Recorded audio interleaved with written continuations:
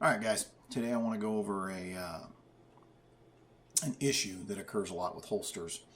And more so it only really occurs when people decide to try to save a couple bucks and end up getting a holster that's cheap on eBay or Gun Broker, and they don't really know what they're getting. They're just trying to get something that'll fit their weapon. And ultimately what ends up happening is you try to save a couple of dollars, but then you put yourself at risk. Let's start off with the hard shell Glock 19 Kydex holster that's becoming fairly popular.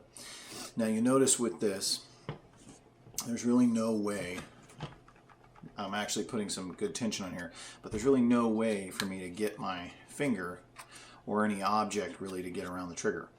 Now for the purpose of this video, all these weapons are unloaded and they've already been cleared before filming began. But I'm going to actually try. You know, I can't.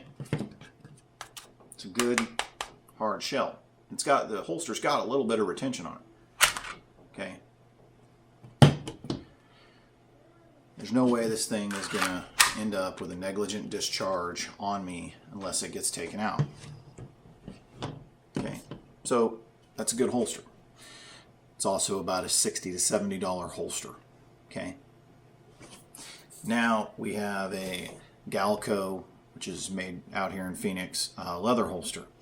Now you hear a lot of bad talk about leather holsters and how they're crap. Now this is a good company, good holster. Now you'll notice that again, I can't get my finger on that trigger.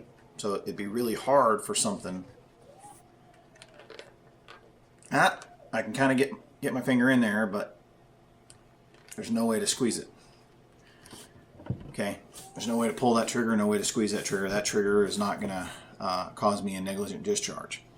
Now, this holster runs anywhere between $30 to $50 depending on where you find it for sale. Last but not least is an eBay purchase. It cost me about $30 with shipping. Okay, now that right there should tell you that this may not be the best of the three holsters here. Oh, easily got my finger in there. This is going to be the holster, guys, that ends up being the one that you shoot your dick off. Because you try to go with something cheap that's leather, pleather, doesn't even have a company brand name on it. This is why you see shit online on gun websites like AR-15 or Cal Guns or wherever the hell you spend a lot of your time, like Glock World or whatnot. Why you see people say don't get leather holsters. Now that being said, there are good leather holsters, okay, but there's shit leather holsters. There's also shit Kydex holsters too, where companies are going with too weak and too thin of a Kydex material. And it's my advice to you is don't go with something that's cheap. Make sure that what you're buying is something that has been tried and true for others, and spend a little bit of time researching what you're carrying.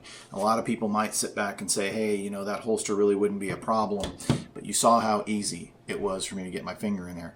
That means that a suspect who you're fighting with, a possible threat, hell, you just throw that gun in your wife's purse.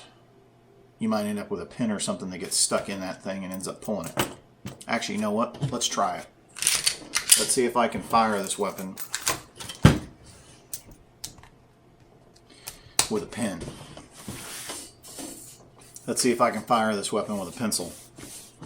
Okay, so this thing's jostling around in your wife's purse. Oh, pen just got into it. Maybe this is in your backpack.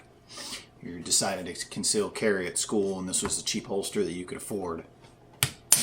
Boom. Guess what? You just got expelled. Maybe shot and killed one of your classmates or yourself.